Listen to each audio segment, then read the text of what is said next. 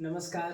आइए सफल ज्ञानम यूट्यूब चैनल में आपका स्वागत करते हैं और अपने इस सीरीज़ को मैट्रिक की परीक्षा 2026 में ऑब्जेक्टिव मैथ के प्रश्नों को किस तरीके से सॉल्व करें उसके सीरीज़ को आगे बढ़ाते हैं। ये वीडियो का पार्ट 3 है। आइए शुरू करते हैं। इससे पहले के पार्ट में हमने देखा था त्रिभुज का प्रकार, उसमें से आज का जो पार्ट 3 है वो समकोण त्रिभुज के लिए, जो बहुत ही महत्वपूर्ण है। तो आइए समकोण त्रिभुज को समझते हैं। मैंने आपको बताया था समकोण त्रिभुज जिसका एक कोण होना चाहिए 90 डिग्री का, ये रहा 90 डिग्री। कभी कभी ये 90 डिग्री लिखा नहीं रहता, इस प्रकार की आकृति बनी होती है, तो इस प्रकार की आकृति से भी आप समझ सकते हैं कि वो 90 डिग्री है। तो आइए देखते हैं। अब ये 90 डिग्री अगर कोण है, सबसे पहली बात कि त्रिभुज में आपको देख लेना है कि सभी कोणों का योग कितना हो, 180 डिग्री। अगर ये 90 डिग्री है तो बाकी कितना बचा हमारे पास, बाकी बचा और 90 डिग्री, क्योंकि जोड़ करके तो 180 होता है ना। अगर तीनों कोणों को जोड़ेंगे तो 180 डिग्री होता है, जिसमें से एक कोण हमारे पास 90 है, तो बाकी कितना बच रहा है, अब 90 डिग्री। अब आप ये बताइए, अगर 90 डिग्री बच रहा है तो दोनों ही कोण को जोड़ेंगे तो 90 डिग्री मिलेगा। इसका मतलब ये हुआ ये 90 से कम होगा और ये भी 90 से कम। तो हम कह सकते हैं कि ये 90 डिग्री जो है सबसे बड़ा कोण होगा इस त्रिभुज में। इससे बड़ा तो नहीं हो सकता।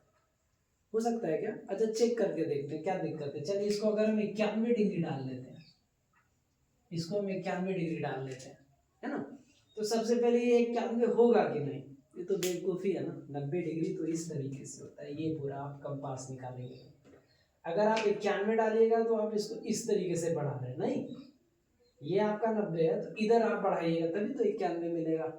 तो क्या हम इसको 91 लिख सकते हैं? लिख ही नहीं सकते। इसका मतलब इसको हर हाल में 90 से हमको कम लिखना पड़ेगा, ये भी हमको 90 से कम लिखना पड़ेगा। मेरी बात समझ रहे हो ना।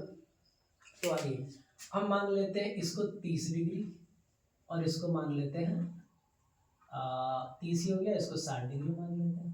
क्या डिग्री लिख सकते हैं ना आप? क्यों लिखे, तो आपके मन में जो प्रश्न आया उसको मैंने बताया। 90 ये होता है हमारा, ये इस तरीके से। अभी ये इस तरीके का तो है नहीं, ये क्या काफ़ी छोटा है इस तरीके से, तो 90 से कम इसको होना ही है। उसी तरीके से इसको भी 90 से कम होना है। अब आप बताइए कि 90 डिग्री सबसे बड़ा कोण है ना। इसके पहले के वीडियो में मैंने बताया था कि जितना बड़ा कोण होगा उसके सामने वाली भुजा बड़ी होगी। तो आप ही बताइए इस त्रिभुज में सबसे बड़ी भुजा कौन सी है? गणित में अगर बताएं तो ये वाली भुजा AC, 90 डिग्री के सामने वाली ये भुजा AC जो है सबसे बड़ी भुजा, सबसे बड़ी भुजा AC है ना, सबसे बड़ी भुजा। अब आप किसी को भी छोटी मान लीजिए, कोई फर्क नहीं पड़ता, लेकिन कोण के हिसाब से अगर देखें तो ये AB भुजा है वो दूसरी सबसे बड़ी भुजा है। नहीं, 60 डिग्री है, उसके बाद 30 डिग्री। तो आप कह सकते हैं कि AB जो हमारे पास है वो दूसरी सबसे बड़ी भुजा, दूसरी सबसे बड़ी भुजा, ठीक है। अब बताइए ये 30 डिग्री के सामने वाली भुजा BC को क्या कहेंगे? सबसे छोटी भुजा, क्योंकि तीसरी सबसे बड़ी भुजा लिखने का कोई अर्थ ही नहीं है, तो ये अब सबसे छोटी हो जाएगी, क्योंकि इस त्रिभुज में सबसे छोटा कोण ये है, सबसे छोटी भुजा, ठीक है। तो त्रिभुज में 3 भुजा होना था, हमने तीनों भुजा को देख लिया, कौन कितना बड़ा है कौन कितना छोटा है। किसके हिसाब से? समकोण त्रिभुज के हिसाब से। जब भी आपको समकोण त्रिभुज मिले तो आपको ये ध्यान रखना है, आपके पास एक कोण तो 90 डिग्री होगा ही, है ना। तो 90 डिग्री के सामने वाली जो भुजा होगी वो सबसे बड़ी भुजा होगी। ध्यान रहेगा, 90 डिग्री के सामने वाली जो भुजा रहेगी वो सबसे बड़ी भुजा। और इसी सबसे बड़ी भुजा का जो नाम है ना वो है कर्ण। इसी सबसे बड़ी भुजा का नाम क्या है? कर्ण है। कर्ण सबसे बड़े दानी थे इस विश्व में, इस ब्रह्मांड में सबसे दानी है। तो आप यूँ कह सकते हैं, वैसे याद रख सकते हैं, कर्ण बड़े दानी थे, ये सबसे बड़ी भुजा आपकी। तो 90 डिग्री के सामने वाली भुजा जो होती है वो कर्ण कहलाती है, ये आपको याद हो गया होगा। बाकी दो भुजा है, आप किसी को भी आधार किसी को भी लंब मान सकते हैं। तो मैंने यहाँ क्या, ये जो BC भुजा है ना, इसको आधार मान लेते हैं, क्योंकि इसी के ऊपर, इस BC के ऊपर AB टिका है, तो हम कह सकते हैं ये आधार है नहीं। और ये लंब है, ये लंबाई के हिसाब से, इसलिए इसको लंब मान लिए। अगर आप इस नज़रिए से देखेंगे, अगर आपका आँख इधर होगा ऐसा नहीं, तो आप क्या पाएंगे, ये क्या है, लंब, ये आधार है। तो आपका देखने का जैसा नजरिया होगा, लंब आधार आपको वैसा दिखेगा। तो लंब आधार के लिए कोई नियम नहीं होता, आप किसी को भी लंब मान सकते हैं, किसी को भी आधार। लेकिन कर्ण तो केवल एक ही है, वो 90 डिग्री के सामने वाला सबसे बड़ा दानी। तो जब भी हम आपसे पूछे समकोण त्रिभुज में सबसे बड़ा दानी कौन है, तो कर्ण है, जो AC है, 90 डिग्री के सामने है। याद रहेगा, 90 डिग्री के सामने वाली भुजा को कर्ण कहते हैं, क्योंकि उस समकोण त्रिभुज में सबसे बड़ी भुजा वो होती है। एक बात याद रखिएगा, जितनी बातें मैं आपको बोल रहा हूँ वो आपको परीक्षा में भी ऐसे ऑब्जेक्टिव फॉर्म में मिल जाएगा, ठीक है। तो नामकरण कर लिया, इसको अभी हम लंब मान लिए, इसको लंब और ये वाले को आधार, क्या है ना। तो जैसे जैसे आपका 90 डिग्री बदलेगा, कर्ण भी बदल जाएगा, लंब आधार तो कोई भी हो सकता है। तो बदलता कौन है भाई साहब, बदलता है 90 डिग्री। 90 डिग्री अगर आप इधर रखेंगे तो इसके सामने वाली भुजा इधर कर्ण होगी, अगर 90 डिग्री आप यहाँ रखेंगे तो इसके सामने वाली भुजा यहाँ पर कर्ण हो जाएगी, ठीक है। तो हम समकोण त्रिभुज में देखें, एक भुजा जो सबसे बड़ी होती है वो 90 डिग्री के सामने वाली होती है, क्योंकि समकोण त्रिभुज में तो एक कोण 90 डिग्री होता ही है, ठीक है। तो अब हम देख लें, 90 डिग्री के सामने वाली भुजा को कर्ण कहते हैं। बाकी आधार और लंब आप अपने हिसाब से लिख सकते हैं, मान सकते हैं। कितना तक ठीक है। तो इसको इरेज करते हैं, फिर आगे चलते हैं। अब देखते हैं लंब, आधार तथा कर्ण के बीच संबंध। अभी हमने देखा समकोण त्रिभुज में जो 3 भुजाएं थी उसका मैंने नामकरण किया, कर्ण, लंब, आधार।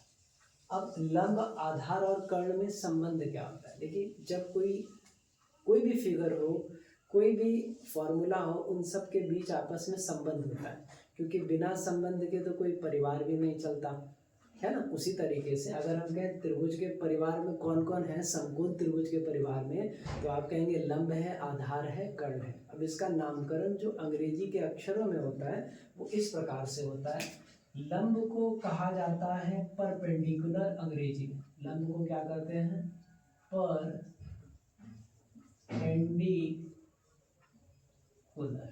है ना। पर देख रहे हैं, पर हम अपने हिंदी में ले लें तो पर, जिस पर वो खड़ा हो, है ना। लेकिन ऐसा कुछ मीनिंग नहीं होता, आप याद रखने के लिए कर सकते हैं। उसके बाद होता है आधार। आधार को हम लोग कहते हैं बेस। और जो कर्ण है उसको कहते हैं हाइपोटेनियस।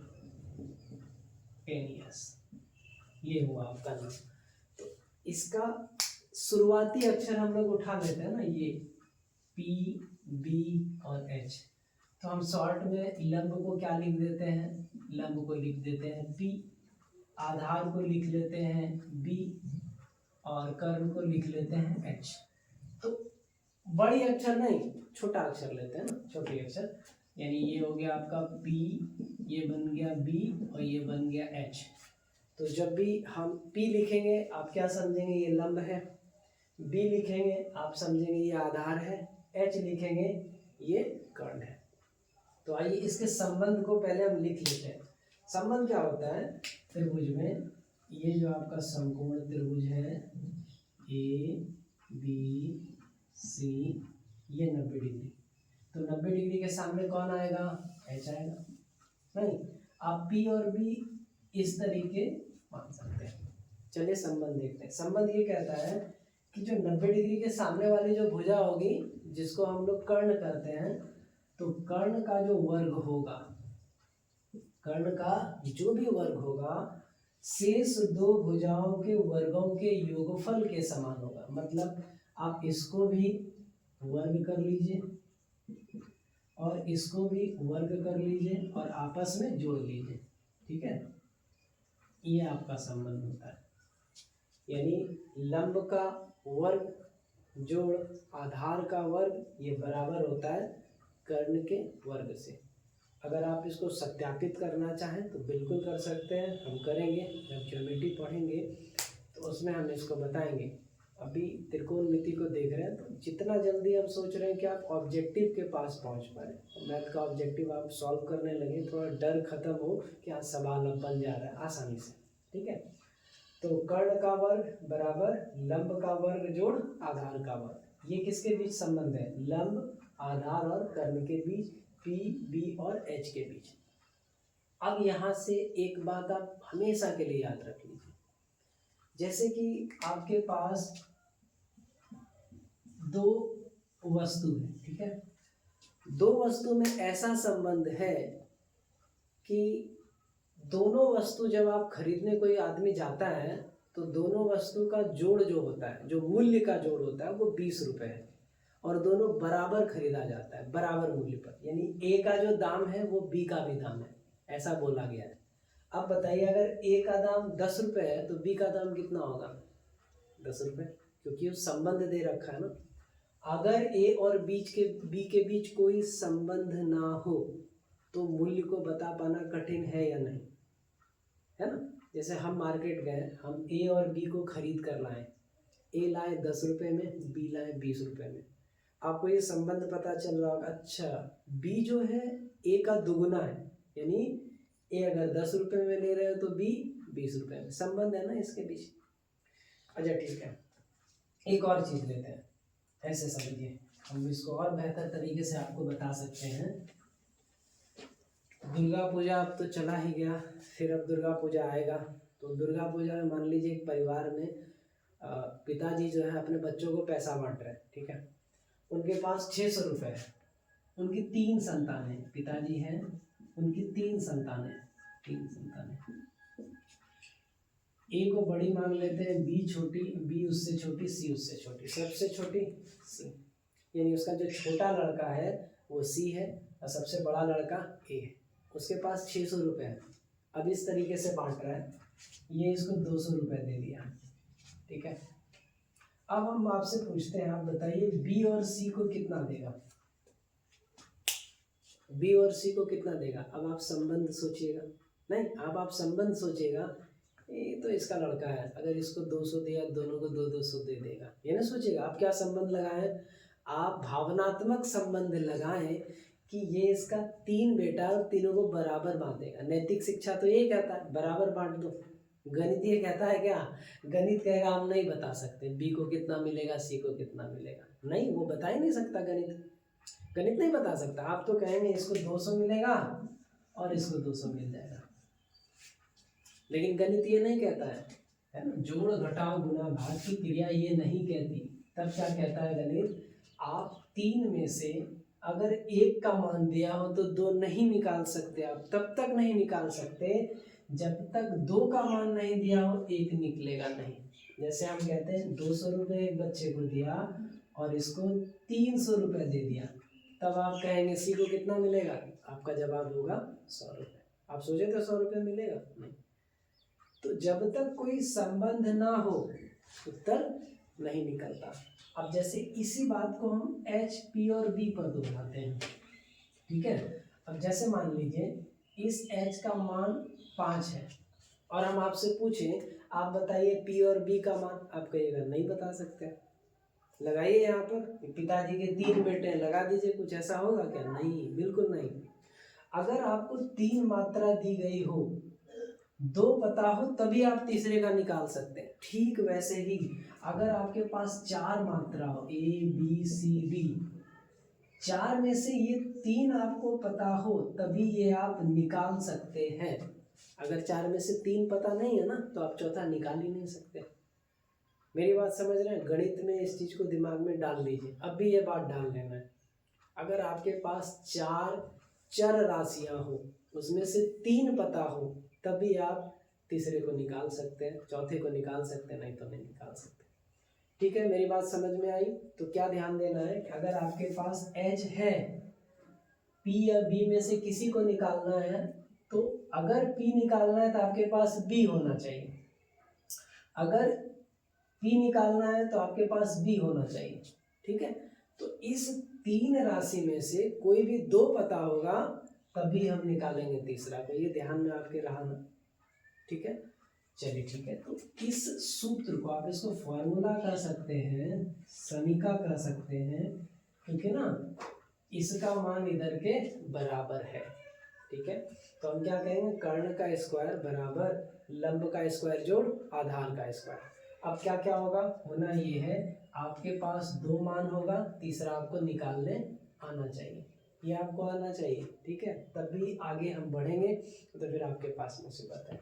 जैसे एक उदाहरण लेकर के हम देखते हैं, अगर लंब का मान 3 हो जाए, आधार का मान 4 हो जाए, तो आपसे पूछेगा कर्ण का मान, आप निकाल सकते हैं? बिल्कुल निकाल सकते हैं, क्योंकि 3 में से 2 आपको पता है। और किसी भी फॉर्मूला को लगाना कैसे, जब आप फॉर्मूला लगाते हैं आप ध्यान में रखिए आपके पास क्या चर राशियां दी गई है और वो किस सूत्र में है। यहाँ तो आपको दिख रहा है एच पी बी, इसमें भी एच पी बी है, इसका मतलब ये इसके लिए सही है। सही तब है जब 3 में से 2 आपको पता हो। अब जैसे हम यहाँ पर इस तरीके से क्वेश्चन मार्क लगा दे तो नहीं निकाल सकते हैं, बिल्कुल नहीं, ये कुछ भी हो सकता है। ठीक है, तो अगर यहाँ पर हम 4 डाल रहे हैं तो इसको कैसे निकालेंगे, इसको निकालेंगे सूत्र लिख के एच का स्क्वायर बराबर पी का स्क्वायर प्लस बी का स्क्वायर। नहीं तो एच निकालना है ना, तो एच का वर्ग बराबर मान रखते चले जाइएगा, 3 का वर्ग और 4 का वर्ग। 3 का वर्ग 9 हो जाएगा, 4 का वर्ग 16 हो जाएगा, दोनों को जोड़ेंगे 25, और इस वर्ग को जब इधर लेके आएंगे तो 5 हो जाएगा। अगर ये सब करने में भी दिक्कत हो रहा है तो हम अगले वीडियो में आपको बताएंगे कि संक्रियाएं किस तरीके से कार्य करती हैं, यानी प्लस माइनस है ना, गुना भाग वर्गमूल, सबको देखेंगे। तो इस समकोण त्रिभुज में लिए इतना ही था। आप बस ये ध्यान रखिए समकोण त्रिभुज में का जो परिवार होता है वो 3 चीज से बना है, लंब आधार कर्ण, और तीनों के बीच संबंध ऐसा है कि जो सबसे बड़ा सदस्य है उसका नाम है कर्ण। बाकी दो जो छोटा सदस्य है ना, आप किसी को भी कुछ मान करके बना सकते हैं, लेकिन समकोण त्रिभुज में जो सबसे बड़ी भुजा होती है वो कर्ण होती है। वो किस कोण के सामने, 90 डिग्री के सामने, ये याद रखिएगा। और तीनों के बीच एकदम बहुत ही जबरदस्त संबंध होता है कि जो इस परिवार में सबसे बड़ा है उसका आप जब स्क्वायर करेंगे, बाकी 2 का स्क्वायर जोड़ेंगे तो उसके बराबर होगा। अगर इसको कहें तो कर्ण का स्क्वायर बराबर लंब का स्क्वायर जोड़ आधार का स्क्वायर। ठीक है, आज के लिए इतना ही। अगले वीडियो में हम संक्रियाएं देखेंगे। धन्यवाद।